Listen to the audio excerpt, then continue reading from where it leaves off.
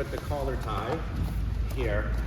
So the mechanic is often if we're pulling, if the elbow drifts a little bit outside the shoulder, so stay strong. Okay. I'm using my triceps. If I start to bring my elbow in a little bit, I can activate my lats. Stay strong. It's a little bit stronger. However, if I do another rotation, it's almost going to feel like your shoulder is locking. And then I'm going to pick up my shoulder, and it's actually the shoulder that's doing the work. It's not the tricep or the lat, and it's a very strange mechanic, okay? So you're going to come over here. You're going to do it like you normally would, so stay strong, right? Elbow there, elbow goes inside, feels a little stronger. You're going to bring your elbow inside. You're going to feel your shoulder lock. Then you're going to pick up your shoulder, and it's super strong, okay? So we're gonna start with that. I'm gonna show a few other iterations of it. We'll go with some no-gi, we'll go with some gi stuff. I'm gonna show you from offense, defense. There's a really weird guard break from here, and we'll just play and we'll have some fun. I'm just gonna use this as a ledge here.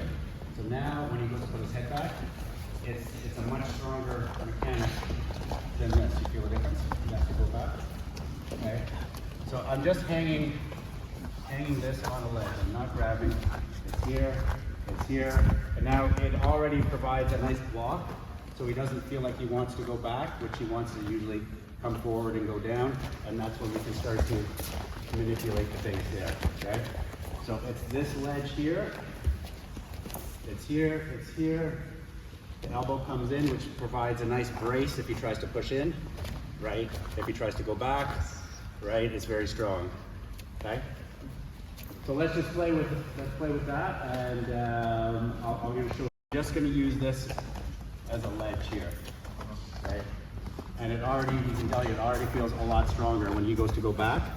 It's a wall. So there's two muscles here that are really strong. Put your head back. They're really strong going back. But once his head turns off to the side, they become really weak. So what happens here is he wants to go back, but he can't, so he wants to turn his head some way, and that's when it's weak, and we can just bring him down, step in, move to the side. And he's doing back. So if I've created a right angle here, the material comes around here, and it's actually connected to my shoulder. So when he goes to pull, right, it's really pretty hard.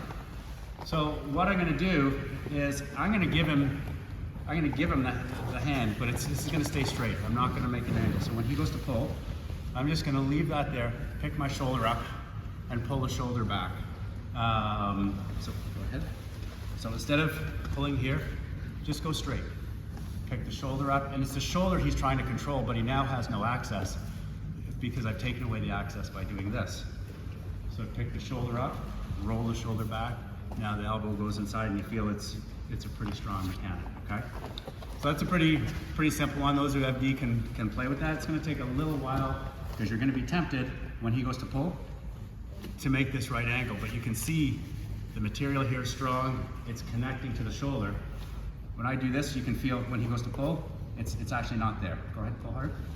I can lift the shoulder up. I can pull the shoulder back, and then we'll do the break. Okay, So what I'm going to do is going to have my elbow on the mat to start. I'm going to lift it up just a bit till my tricep touches his arm. Then I'm going to do the same motion I said before. I'm going to roll my shoulder up, and I'm going to pin my shoulder to the mat. Take that arm out. It's very, very difficult to take it out. The downward pressure is pretty strong. So get deep. Yeah, the deeper the better here. So elbow goes on the mat. I'm just going to lift up just till my tricep touches his arm. I'm going to pick my shoulder up, and I'm going to drive my shoulder back down to the mat. Okay, go ahead. It's super strong, and you'll notice for attack series, because he can't get this one out very easily, he's going to post on this one to extend. So go back again. Okay. Here, pick the shoulder up and drive the shoulder to the mat. Right, so now he starts to, yep. And now we have the series here because he's leaving this one behind. Show a different angle.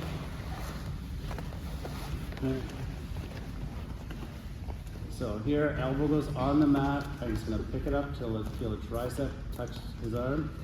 Press down on the tricep, lift my shoulder up and bring it down. It should feel pretty strong. Yeah, exactly. Okay. There's something I do with this hand as well. So we're gonna give him the sexy shoulder on this side, and we're gonna do the same thing here. So get deep here. I'm gonna lift my neck up and push the back of my neck. I'm not doing this, pushing the back of my neck. And I'm just gonna give him a little sexy shoulder shrug here. So get deep. Yeah, good, there we go. Now take this arm out. Same thing. It's very difficult. He's got to lift his base to get it out. But the goal in the bottom cross eye is I wanted space, and he's creating space. So with this, because if I'm trying to take care of this arm, get this one deep, right? So I've got this one trapped a little bit. It's my shoulder that comes up, and I'm pulling my shoulder down. You feel a difference between that and this? Pull your arm out, right? Go ahead. No. Right, it's different, okay? But we have a strong cross base here. He's driving in. I don't want to look this way. I want to keep my chin straight as possible. I'm going to bring my feet over here, and I'm just using it as a ratchet. And you feel how strong that is? Yeah. So I'm using this end of the body to make this end a lever. So get strong here. You drive in. Yeah, if I just do this, it's a problem. It's super strong, okay? So we go ahead and get that one. The hips stay on the mat. Don't turn like this. You're gonna be uncomfortable here. Then I'm gonna scrape them in here. And it really takes care of this cross space quite nicely. It's pretty strong, which gives him a dilemma. So I'm just gonna go through one more sequence that I'll use from here. So if you put your knees on the mat. Because often they've got their base here. So I'm going to take care of this arm by pinning it. This one, the neck, chin comes up, back of the neck pushes, and then it's a shrug. So try to take that arm out. It's really tough. So now that I've got this, his arm's blocked off. You know he's got to raise the hips because he doesn't have another option. So I'm going to start to work on his base. So let's just turn this way. So now that we've got this, I'm working on his base.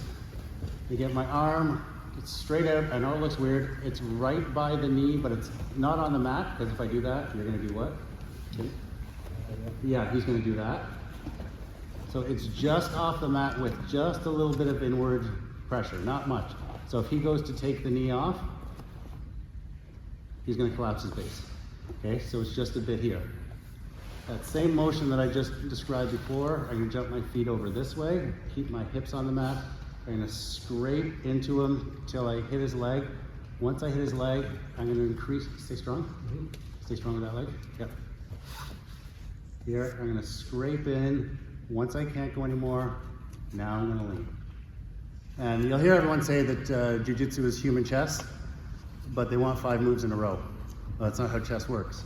So now it's his turn. Now that I have this connection, he's feeling a little bit confound here, and we're going to see what he does, which is probably going to raise his hips, try to go knee on belly. Yep. There. Right. So now we've collapsed this. This leg is already behind him. So instead of trying to jump, I'm just going to extend the leg, drive the hip in, and it kind of goes by itself. Okay? It looks weird. It doesn't always happen perfectly, but it will give you, he'll make an adjustment and it'll give you time to get your frames in. So it's strong here. Good. The beat, good. He's got the cross face, so don't like that. You use the ratchet. There, it's already compromised in here. Okay? This goes to the end, not on the mat, just above, just a little bit of inward pressure. And jump my feet around the corner. Scrape, and lean. Now I've already started to compromise his base. Now it's chest. We're going to see what he does. Good. Step behind. drive the hips, and then we can take them over. Instead of trying to get strong here, instead of trying to pull it this way, ribs, there. How does that feel? It's not good. It's pretty compromised here. I know I don't have the base here, but I have his arms. So when he goes to try to move, yeah, there we go. Like we can see, this is really pretty controlling here. Elbow in, sexy shoulder up, retract the shoulder to the mat. It's putting a lot of tension on him now. We can start to do some other stuff. Okay? Up. Okay, he's making some space here. Okay? We're now going to start to bother his legs. And again, this is worst case scenario. So the wider that he is here, get a wide base, the actual better it is for me because I can clamp here. Okay?